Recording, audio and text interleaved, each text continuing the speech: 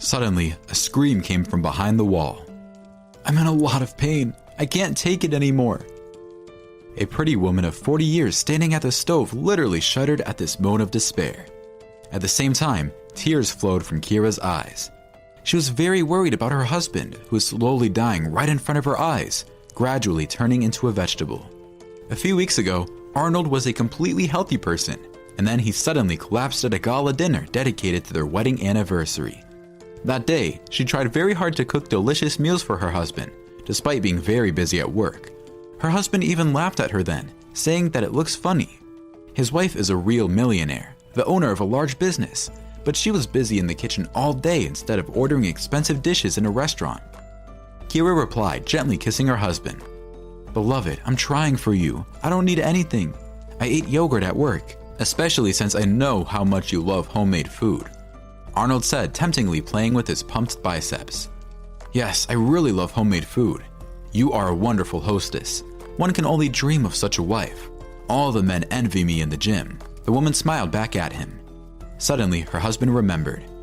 "By the way, did you pay my parking ticket?" "Of course I paid for parking, for speeding, and for many other things. You had a whole bunch of fines," Arnold said capriciously, finally starting dinner, which brought his wife to tenderness. "These are fines for a whole month. I don't understand what these law enforcement officers want from me. What's wrong with the fact that I exceed the speed limit a little or parked at a pedestrian crossing? It's like they're watching me on purpose." She watched with incredible care and love as the fragrant pieces of meat, with which she fumbled for half a day to cook them perfectly, disappeared after the continuous onslaught of knife and fork. Kira thanked fate for sending her such an amazing man. In addition, he was 10 years younger than her. She met him quite by accident when her friend invited her to unwind a little from the daily routine at the fitness club where Arnold then worked. At the same time, the man was not on a shift, but quite by chance agreed to replace his friend that day. He paid special attention to the female client after he saw through the window in which car she drove up. He literally didn't leave her all evening, making sure that she performed all the exercises perfectly correctly. He chatted with her about all sorts of trifles. By the end of the lesson, the trainer unexpectedly invited her to go on a date with him, and the woman could only answer with her consent. Although this man was clearly not a couple for her, because if you compare, she had everything: an excellent European education, her own business that brings her a solid income, an apartment, a car, and most importantly, the ability to fulfill any desires as if by a wave of a magic wand. And Arnold could offer her nothing but himself. The young man had nothing. He lived in a rented apartment and worked as a fitness trainer. And in his personal life, the man couldn't find the same girl. In fact, Arnold didn't really need a serious relationship, which her friend warned her about several times, because there was a good reason for that. Still, he had nothing to offer the girls except his torso, and then a gift of fate fell on him in the form of a pretty rich woman. And he didn't miss his chance, soon calling the woman to marry. Kira was insanely happy, because she couldn't dream of such a spouse. She was ready for everything for him. She fulfilled all the whims of a man, looking at him with loving eyes. Of course, not only did he move into her duplex apartment, but he also got a fancy sports car, as well as a solid bank account for pocket money.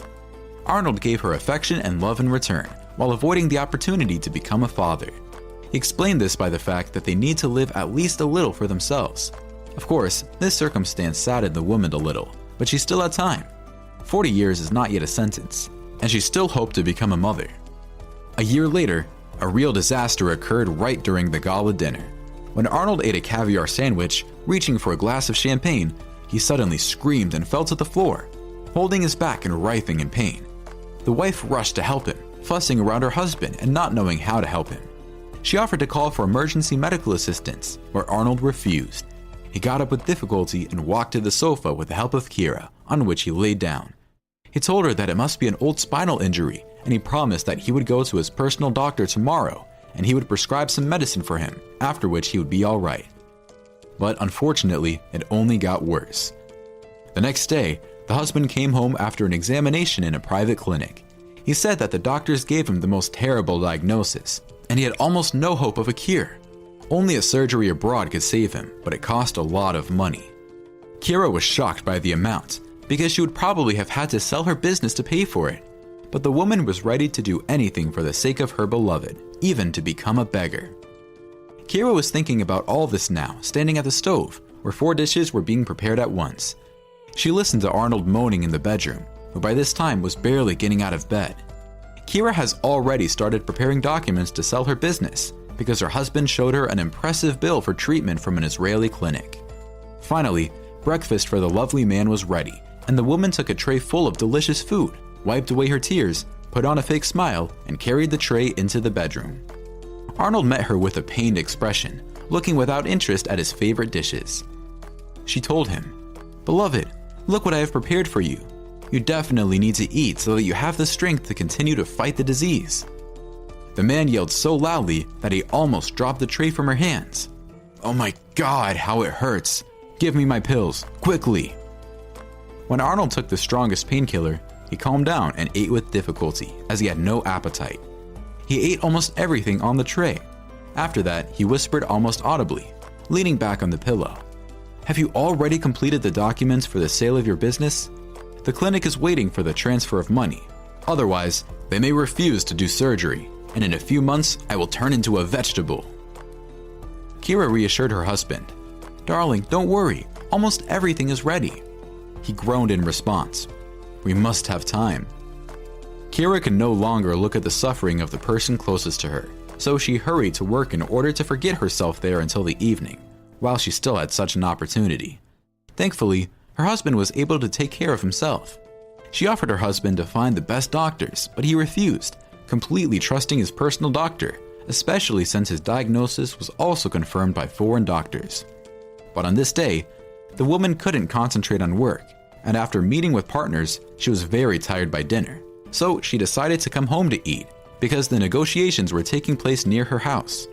Of course, Kira didn't want to return to the apartment in which her husband was gradually dying, because she felt uneasy from his moans and screams. But she still decided to go home, because even thinking like that was vile, because Arnold was much worse at that time. The more the disease progressed, and suddenly he got worse, and now he needs help. Therefore, the woman drove up to the entrance and climbed the stairs to her apartment. She wanted to open it carefully so as not to suddenly wake up Arnold if he was sleeping at that time. But to her great surprise, the door was unlocked. The woman quietly entered the room and almost fainted when she heard an interesting conversation from behind the half-closed kitchen door. "I hope your old woman prepared the documents. Time doesn't wait, and you lingered here. It's good that I got out of prison in time and told you how to act. By the way, where's your thanks for the advice? Turns out you didn't tell your wife about me. Are you ashamed of your brother?" "Rick, you are my brother. Why should I be ashamed of you? Think yourself. Who will tell a rich woman that my close relative has been in prison for 10 years for fraud and robbery? She would have been scared after that and would not have married me. But fortunately, you got out of prison in time and gave me an idea. Otherwise, I would probably endure this old woman next to me all my life, who would give me pocket money like her grandson, and still demands children from me, and I don't need it at all. But you have a good idea to get a certificate through a corrupt doctor, and get an invoice for a fake company. Soon, Kira will transfer money there, and the surgery will certainly be successful. But only suddenly my feelings for her will fade away." Arnold laughed, after which the men moved on to a more delicate conversation about the charms of their many mistresses. Being in shock, the confused woman couldn't even go into the kitchen to make a grand scandal to the bastard, hitting him with the crutches on his allegedly short back. Instead, she left her apartment in tears. She went downstairs and walked along the avenue, seeing nothing in front of her because of the hail of tears pouring from her eyes. Her only thought was to end the pain that was now tearing her heart apart. Perhaps that is why her legs themselves led her to a flooded quarry nearby. She had almost reached the end of the avenue, and suddenly, the woman heard a shout. "Hello, Kira, is that you?" She turned around and saw a tall man in a business suit with a briefcase in his hands, who looked into her tear-stained eyes with genuine interest. The woman immediately recognized her former classmate Victor, with whom she has once had a fairly close relationship. The man accidentally ended up in these places, investigating a crime in a quarry. He is a police investigator for especially important cases. Unexpectedly for the man, she threw herself into his arms under the influx of feelings. She told him in tears about how vilely the one whom she loved more than her own life wanted to set her up. The investigator turned gloomy, but then a smile lit up on his face because he figured out how to punish the swindler along with his smart brother, which he told Kira about. On the same day, a woman came home with a heavy box. She solemnly demonstrated its contents to her husband, who even whistled from what he saw because it contained ingots of gold. After all, she sold her bank for the precious metal, explaining that it was much more profitable, and now she had to sell it at a higher price. But day after day went by, and Kira didn't succeed, as the price of the metal fell sharply on the stock exchange. Rick suggested that his brother take the gold and run away, because he had the right people who could sell the bars. Otherwise, this stupid woman will sell it cheap, who knows when. That's what they decided. However, Kira was not surprised by this, returning from the store one day. After all, she didn't find either a husband or gold. There was only a note that he had left for treatment, that he could no longer see the suffering of his wife, and if the surgery was successful, he would immediately return to her. This gold turned out to be a counterfeit, intended for special operations, which the police investigator lent to Kira. Rick decided to sell the gold through criminals he knew, and when the truth was revealed, these criminals immediately handed over the brothers to the police. In the criminal world, deceit is not allowed. The brothers went to prison for a long time.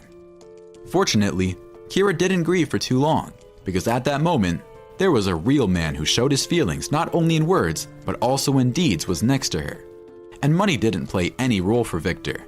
The man was looking for his happiness, and finally, he found it where he didn't even imagine.